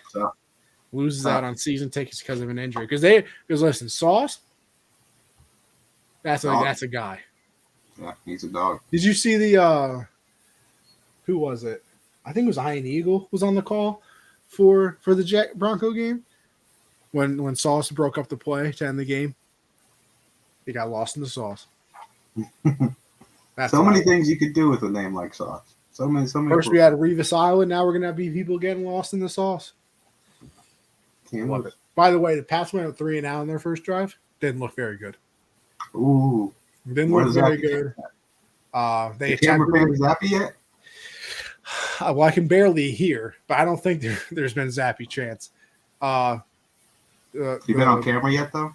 They I don't know. I don't think I saw him. The Bears are at about our, I want to say, 30-yard line. So they're probably going to get a field goal right here, go up 3-0. Now Fields going to throw a dot. No, 4th and 5. They're not going for it. So fake field goal. Hey, you never know. I lied. They're at the, but that's a 24. So I know you don't follow college football, but did you see the long snapper that had 4 safeties this weekend? No. For Weber State, overthrew the snap 4 times, back of the end zone, and some of them from like the 40, and he just snapped it way over to 4 straight times. Like on special teams, or they were punting the ball, and the snap went over the punter's head 4 times for 4 safeties. That's it. Listen. I'm gonna need you to send that to me on Twitter It's or something. crazy. I gotta watch it. It's Need crazy. it. Need to see it. This is another one I just want to do real quickly. Brandon Staley needs to be fired. Really? You think it's time? He's so bad. Unless Sean Payton's a guarantee, I wouldn't do it. I would do it either way. How do you have this good of a team and they just never consistently win? Like, what are they? I think they're 4-3 now. Yeah. I want to say. Like, yeah, the Seahawks are a cute story. You have Justin Herbert, Keenan Allen, Mike Williams, Derwin James, Khalil But Mack. aren't the injuries a part of Eckler. them too now? The injuries kind of are hitting them. I mean, too. yeah, Bosa's out. J.C. Jackson, by the way, out for the year now. He tore Who's left tackle? Yeah. Corey Linsley's been in and out. Who is their left tackle? It's going to piss me off now. They drafted him. I can't remember who though. It's going to annoy the hell out of me. Oh my god, I hate you. I can't remember his name. His wife is on TikTok all the time. I think he's a junior, something junior. Oh, I hate it so much. Yeah, I can't remember his name. Listen, he's supposed to be a defensive guy, right? The defense isn't even that good. Like I said, with all that talent, Asante Samuel Jr., Derwin James, Khalil Mack, Joey Bosa's not there. Yeah, I understand. Whatever. Defense isn't even that good. And then, can't just get Herbert an offensive guy. Imagine how good he could be with an offensive guy. I don't know. I just don't. And he does the analytical stuff too much. I mean, if Sean Payton wants that job, I would fire that man immediately. I just sent you the tweet of the long snapper. What happened? Oh, you did? All right. I'm going to watch it after the show. Quite impressively bad. But, yeah, I don't know. The Chargers, it's a tough spot. I mean, obviously, Staley isn't on top because of all the mistakes costing them the playoffs with all the fourth downs and all that. But I don't know. I think injuries are going to play part of it. I don't see him getting fired unless they just do suck the rest of the year, which is very possible. But I don't think that's going to happen. I think they still – just because of how bad the rest of the league is, I think they're okay. Like, there are very few teams in the league right now where you're like, okay, I'm confident they're going to be a good team the rest of the year. Like, it's the Chiefs, it's the Bills, it's the Eagles. And now the Giants, too, I guess. Giants and Jets. Well, yeah, that transitions to our next one. Like, besides the Eagle, who's the best chance to win the NFC? The Giants. It's the Giants. The Vikings, too. I mean. Yeah. You're right. I think I would go with the Vikings. Maybe because of my hatred for the Giants and I just want them to fail.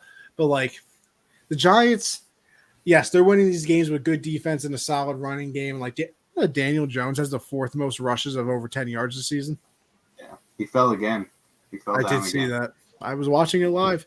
But, yeah, he has the fourth most rushes of 10-plus yards this season. But, like, Saquon's 3, Josh Jacobs, and then Nick Chubb. Number 4 on that list is Daniel. No. Lamar is number 2. Lamar is number 2. I lied. It's Daniel Jones. I like Daniel Jones. I like Daniel Jones. No, I'm telling you, don't do it. Little Josh Allen. He's little Josh Allen over there. I'm just saying. No, don't do it. All white guys that like to run. Don't let this man fool you into giving him an extension. Tall white guys that can run and lower their shoulder. He ain't turning the ball over either. He ain't built like Josh Allen. But he acts like he is. But he's Daniel not. Jones isn't like that much smaller than Josh Allen. He is significantly smaller than Josh Allen. No, not significant. Josh Allen is built like Big Ben, but mobile.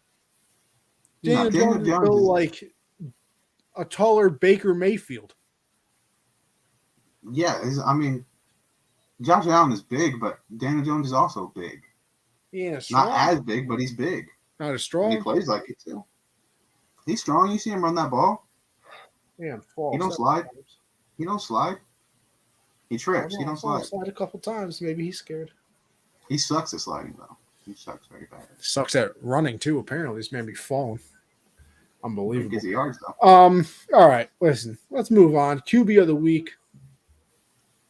Joe Burrow. I disagree. PJ Walker, 16 Come on, Joe Burrow, 481, 177 yards, the highest graded Panther quarterback of all time. Joe Burrow had 481, 3 passing touchdowns and a rushing touchdown. So the Falcons finally look like the Falcons. So what? It's quarterback of the week. I don't care. I know. I'm going 481 with the and guy 4 who's the total highest touchdowns. graded in franchise history. I mean, 16 to listen, 22. I thought you'd pick completion percentage guy. Listen, there's not many good quarterbacks in that franchise, so you know. There's actually MVP level quarterbacks. Just saying. Didn't even deserve the MVP that season, by the way. You're crazy. Stole it from Brady. Robbery. Crazy. Absolute High scoring robbery. offense. High scoring offense. 50 tuds. Couldn't even dive on the ball in the Super Bowl. Unbelievable. 15-1. Isn't that crazy though? It's like the guy who probably gave up his body the most in NFL history. The only play that people call him out for is because he didn't. It's a Super Bowl. But it's a business decision. Who makes business decisions in the Super Bowl? This ain't a bowl So game. This many isn't a players. Cotton Bowl. So many players. Not in the Super Bowl. There ain't no way. I need Absolutely. you to find other examples of making businesses in the Super Bowl. I'll tell you who gave up their body in the Super Bowl. Julian Edelman going over the middle, catching that ball and getting a concussed for sure by Cam Chancellor. Asante Samuel maybe made a business decision instead of letting Plaxico Burton moss him. Maybe instead of letting Plaxico moss him, he just let him be wide open. Just no hands. Could have ended that. Wes Welker, no hands. The D linemen that were trying to sack Eli on the helmet catch, probably business decision. That was. I'm telling you right now, that play should have been called dead. Absolutely. Why are we running the ball on 3rd and 10? Oh they yeah, want Zappy. It's happening. I told you. Mac is an Indianapolis Colt in waiting. I mean, 3rd and 10, and you're running the ball. Like, I don't understand. They were doing that with Zappy. I mean, I guess they did do it with Zappy, though, because last week, Ramondre scored in the 3rd and 10, but they were at like the 30. They were at the Patriot-owned 20. Why are we running? I think they're trying to sabotage Mac. I think they want Bailey in the game. Oh, look, we're going to give the Bears good field position again. Oh, this is just a mess. Mess. Unbelievable. Player of the week. Listen, I'll go with his running mate, Jamar Chase. Over 100 yards, 2 touchdowns, animal. Josh Jacobs, 20 carries, 143 yards, 3 touchdowns. Very good at football. Beast. Very good at football. Get him in New England. Then you can start whoever you want at quarterback. True. Are we adding anybody to the prayer circle, Josh? Yeah, Brees Hall. We just want to pray that it's surgery goes well. Yeah, healthy recovery. Get back. Have an Adrian Peterson type comeback. Oh, that'd be fantastic. Well, week was it? Week 7, correct? That happened in week 7 ACL. Oh wait, no, I put some respect on my name. Did not mean to do that. We want him in prayer circle. Anybody for put some respect? I'll be real. Putting Josh Jacobs in. Yeah. No, I didn't have anybody, but yeah, Josh Jacobs. I'm putting Josh Jacobs in because this man has been an absolute demon. Week 7. I'm just gonna write demon. Man. Winners and losers has become your segment, Josh. Yeah, I don't got any this week. No? Okay. So you're a loser then. No, I'm kidding. Imagine I could never. All right. Hey, listen. Let's go to our picks then. We can go to our We actually had a good week. Yeah, we finally did something. Finally. Yeah. It's a miracle. All righty. Oh, I didn't change it to week 8. Hold on. Watch this. Ready? We're going to do some live editing. Bam. Boom. Week 8. It was like that the whole time, obviously. We only disagreed on one game last week. Really? You took the Broncos. You took the Broncos prior to Russ being out. So I feel like I should get a pass. Yeah, screw you. Not happening. I went 10-3. You went 9-4. I cut the lead to 3. Our records look better now. Better than what they did. I'm over 500. Could never be you, but I mean. You were just like not too long ago. Well, I'm talking about the present.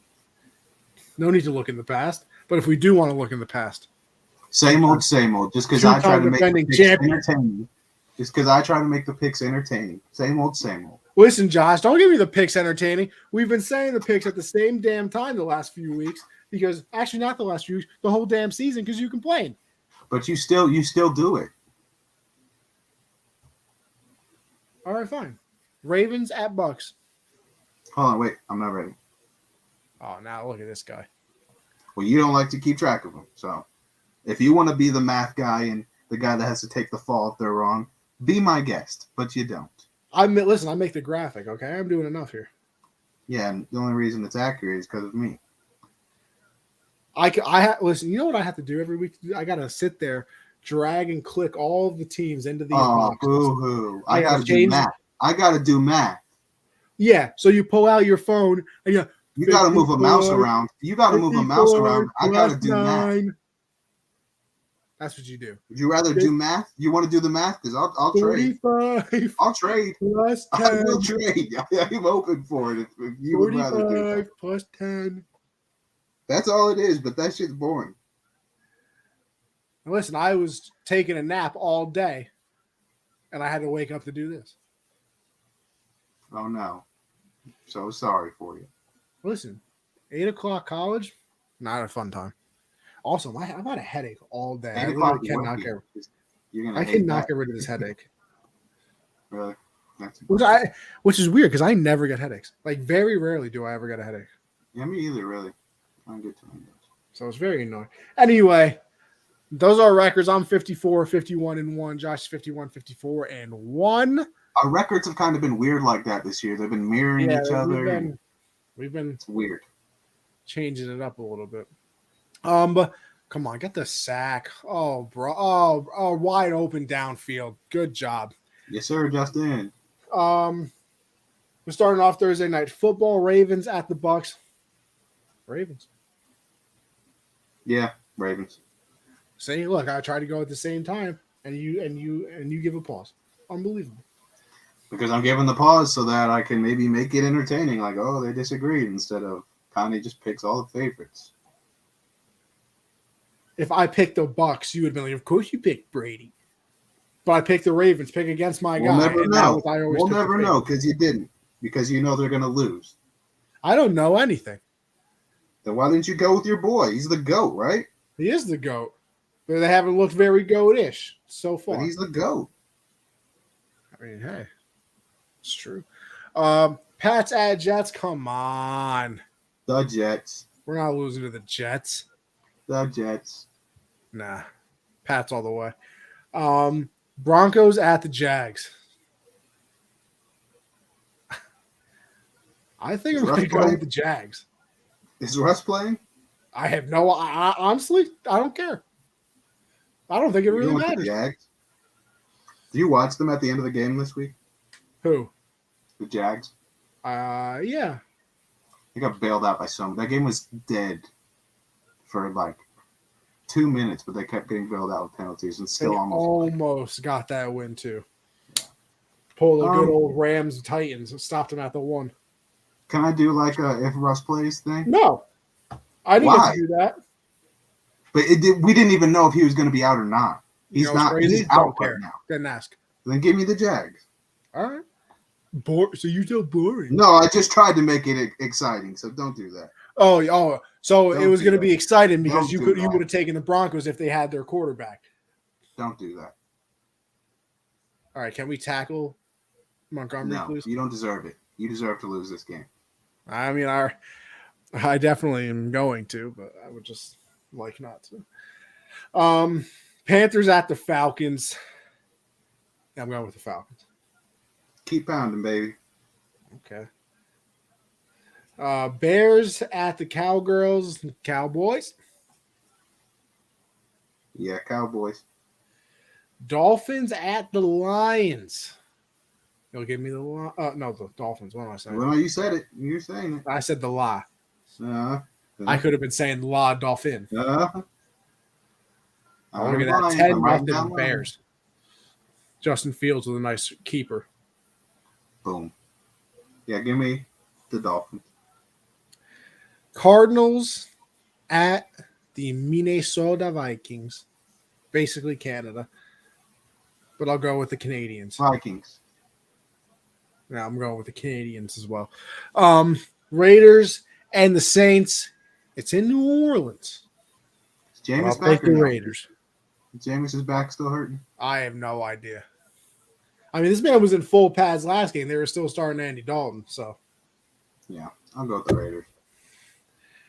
Steelers at the Eagles. Come on. Stop it. Eagles.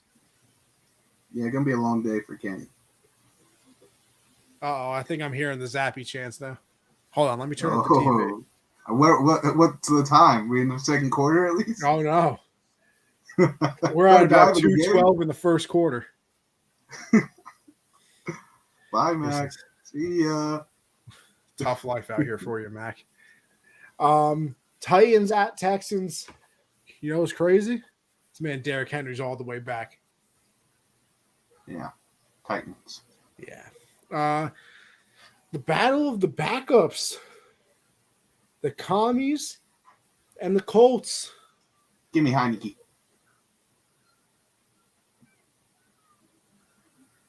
Yeah. Taylor Heineke has made himself so much money. Oh, yeah. He will literally have a job until he's 40. And shout out to the XFL guys, man. Him and PJ were just in the XFL not too long ago.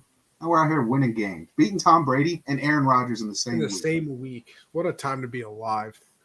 Beautiful. 49ers at the Rams. Ooh. Do you know the Rams? Do you see the offer the Rams threw at the Panthers? Yeah, what was it? They offered like a Cam Akers, a second, a third, a fourth, and a fifth. So same deal, but Cam Akers. Wow. You know why we didn't take it? Cam Akers is garbage?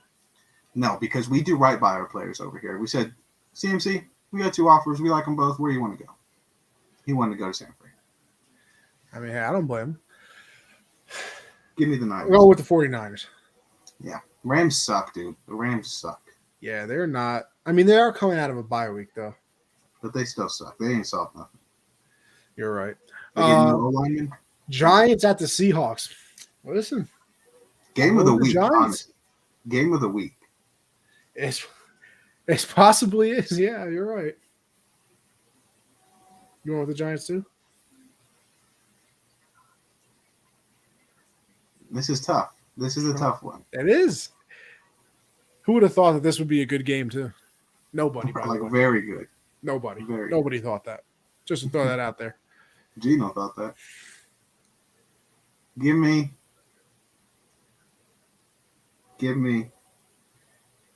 Seattle, baby. Give me Seattle. Okay. Not bad. Sunday night football. 10.5-point underdogs are the Packers going into Buffalo. The biggest spread, I think, of Aaron Rodgers' career. So, that's kind of disrespectful. Bills, by the way. This is kind of disrespectful to Buffalo. Only 10.5. Only 10.5. Aaron Rodgers are going to be in hell. In hell. Yeah, I don't think it's going to be too good for him. Yeah, give me the Bills.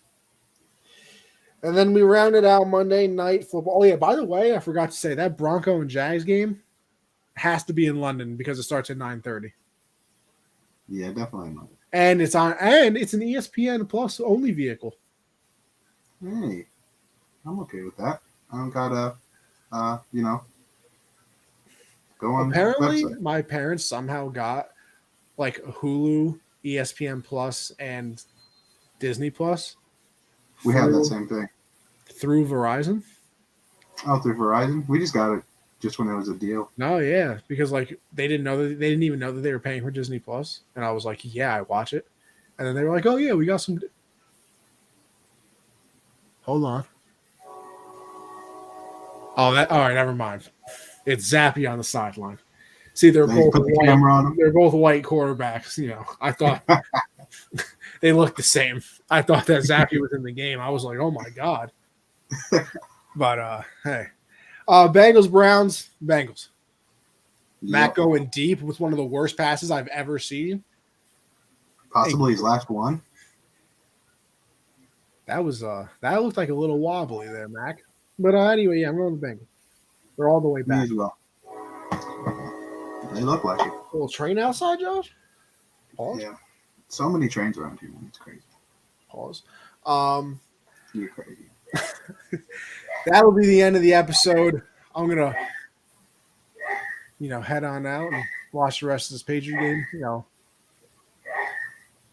That's 6. That's 6. What is that? That's my dad sneezing. It's always like 6 or 7 of them. I couldn't tell if it was. I thought it was a dog, honestly. Nah. Like just a really ugly bark. But hey, that'd be a crazy bark. It was. I had to cut his vocal cords if he barked like that. I could not. All right, we're heading out. Listen, you guys know where to find me by now. If not, find my link tree on my Twitter, which is Anthony Conover _. It has the link to everything. There's no reason that whistle went on that long. No, there's no reason. Oh, look at this Mac attack running up the field. He's saving his job. He's got to try something. They finally got a first down, though. Good to see. Anyway, Josh, where can they find you? Yeah, follow me on Twitter at Jolin _4. Make sure you subscribe to the YouTube channel. Come and chat with us. The subscriber numbers look like they're going up a little bit, so we like to see that. Make sure you head over to Underdog.